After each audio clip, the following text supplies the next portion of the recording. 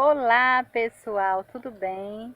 Meu nome é Luana e eu estou aqui para trazer uma palavra da parte de Deus para a sua vida no dia de hoje.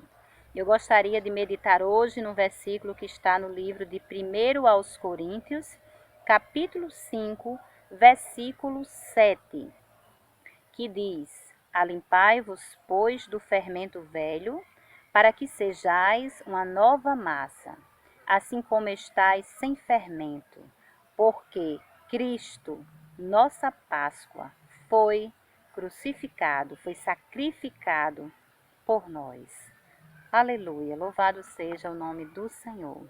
Este versículo ele fala do sacrifício de Cristo e diz que ele é a nossa Páscoa. Muitas pessoas não sabem a origem da Páscoa. Muitas pessoas entendem a Páscoa como um momento de se reunir com a família, fazer uma grande ceia com muita comida, com muita fartura. Outras pessoas entendem a Páscoa como um momento de trocar chocolate, de dar chocolate de presente, de dar ovos de Páscoa, coelhinhos de pelúcia para as crianças, mas poucas pessoas conhecem o verdadeiro sentido da Páscoa. O apóstolo Paulo está dizendo aqui nesse versículo que Cristo é a nossa Páscoa. E o mais importante ainda, ele está dizendo que Cristo, que é a nossa Páscoa, foi sacrificado por nós. A Páscoa na Bíblia, ela nos remete ao povo hebreu, aos israelitas. A Bíblia diz que os israelitas, ficaram escravos no Egito durante 430 anos.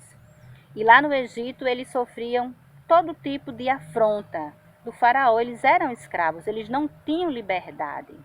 Mas diz a palavra que o povo começou a clamar a Deus por um libertador e Deus levantou Moisés para tirar o povo da opressão do Egito. E a instituição da Páscoa acontece exatamente nesse contexto. O povo estava pedindo a Faraó para ser liberto. Deus tinha ordenado que Moisés fosse até Faraó, mas Faraó tinha endurecido seu coração e ele não queria libertar o povo de Deus. Então foi preciso Deus mandar 10 pragas para o Egito. E o Egito inteiro foi devastado com essas pragas. A última praga que Deus mandou foi a praga da morte dos primogênitos. E Deus deu uma instrução clara para o seu povo. Deus disse para o povo que naquele momento ia acontecer a instituição da Páscoa. O povo teria que cada família matar um cordeiro, pegar o sangue desse cordeiro, passar nas suas portas, nas portas da sua casa, porque à meia-noite iria passar o anjo da morte. E na casa que o anjo passasse e observasse que existia uma marca de sangue, o anjo passaria por aquela casa e não haveria dano algum naquela família. Mas nas casas onde não houvesse a marca do sangue, haveria a morte do primogênito. E foi com essa praga da morte dos primogênitos que Deus instituiu a Páscoa, que se constituiu na morte do cordeiro, que deveria ser assado, e aquela família deveria comer aquele cordeiro assado, e o sangue do cordeiro seria o sinal, seria a marca, seria a representação do próprio Jesus, que anos depois viria também a ser morto, a ser sacrificado para trazer libertação. A instituição da Páscoa foi para trazer libertação ao povo que estava oprimido no Egito. Depois da morte dos primogênitos, naquele momento, naquela noite que o anjo passou e saiu matando todos os primogênitos das casas onde não havia o sangue como sinal, foi a noite da libertação. Diz a Bíblia que Faraó permitiu que o povo saísse do Egito. E o povo saiu do Egito não de mãos vazias. Deus deu graça e todos os egípcios começaram a ajudar, a dar vasos de prata, dar coisas preciosas para que o povo dessa forma despojasse o Egito. Começou ali a libertação do povo. A palavra Páscoa significa passar por alto. É uma passagem de um estado de escravidão para um estado de liberdade. Foi o que Deus fez com o povo do Egito. A Bíblia diz que quando Jesus ele foi crucificado, ele foi crucificado exatamente no período da Páscoa judaica. Deus tinha instituído que aquela data, que era o dia 14 do primeiro mês do ano, fosse celebrada por gerações, que todo o povo não esquecesse daquele dia que tinha sido o dia que Deus instituiu a libertação e uma nova era para o povo hebreu. Então, existia essa tradição de se comemorar a Páscoa. E no período que Jesus foi preso, foi crucificado, foi exatamente na semana que se comemorava a Páscoa, que era comemorada durante 7 dias. Diz a Bíblia que Jesus se reuniu com seus discípulos na quinta-feira e eles ali fizeram a ceia. Foi ali que Jesus se reuniu com os discípulos e deu também as últimas instruções. Lá em João, a partir do capítulo 13 até o capítulo 17, nós vemos Jesus dando as últimas instruções para os seus discípulos antes de ser crucificado. As coisas de Deus são maravilhosas. Deus tinha preparado aquele período da Páscoa exatamente para que o seu filho fosse entregue como cordeiro imaculado, para trazer liberdade, para trazer salvação, para trazer purificação, não só para um povo específico, como aconteceu no Egito, que apenas o povo hebreu recebeu a libertação da escravidão, mas com a morte do Senhor Jesus, que é o nosso Cordeiro Pascual, Deus instituiu liberdade, Deus instituiu salvação, Deus livrou todos aqueles que crerem nesse sacrifício da condenação eterna, porque diz a Bíblia que a morte e o sacrifício de Jesus é para todos aqueles que crerem no seu nome. Não importa a nação, não importa a língua, não importa os costumes, Jesus, ele morreu para tirar do cativeiro, para tirar da opressão do pecado todos aqueles que crerem no seu nome. E o apóstolo Paulo, ele estava neste momento, nesse versículo que nós lemos, orientando o povo a tirar da sua vida o fermento, que o fermento simboliza a falta de pureza, simboliza a falta de sinceridade, porque a gente sabe que quando o fermento ele é colocado numa massa, ele faz com que aquela massa cresça de volume, aumente de volume, se transforme em algo que na verdade não é a sua essência. E aí o apóstolo Paulo orientava que todos nós deixemos fora da nossa vida, fora da nossa mente, do nosso cotidiano, todas as coisas que sejam impuras, porque nós já recebemos a libertação da Páscoa através do sacrifício do Senhor Jesus.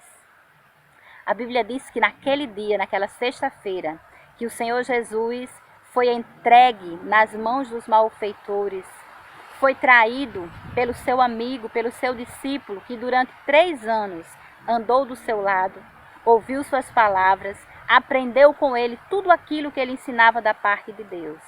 Jesus foi traído, foi entregue aos sumos sacerdotes daquela época, as pessoas religiosas, as pessoas que deveriam ter percebido que ali estava o Messias, que nele, que em Jesus, estava o cumprimento de tudo que estava escrito na Bíblia Sagrada. Mas aqueles homens, eles estavam cheios de fermento. Eles não estavam com o seu coração livres da levedura, livres do inchaço, do orgulho. Os seus olhos estavam vendados e eles não conseguiram perceber que diante deles estava a salvação. E eles entregaram Jesus a Pilatos para ser crucificado. Pilatos, mesmo não sendo um judeu e não sendo um homem religioso, ele foi inquietado pelo olhar de Jesus, pelas palavras de Jesus, pela aparência de Jesus.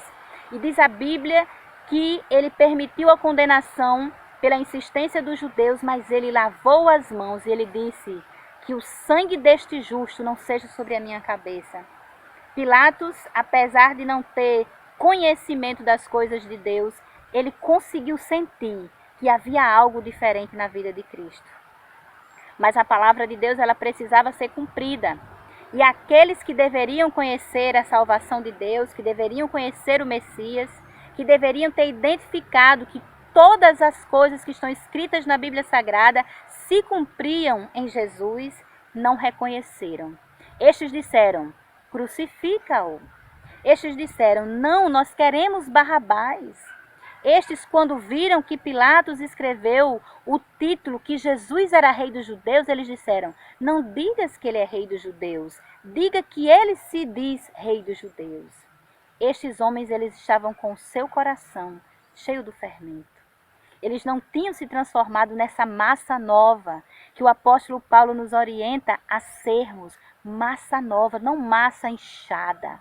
Uma massa pura, livre de tudo aquilo que nos tire da essência verdadeira que Deus fez em nós. Da essência verdadeira como Deus nos criou. E não creram em Jesus. E Jesus foi crucificado. Jesus foi humilhado, levou sobre os seus ombros a sua cruz.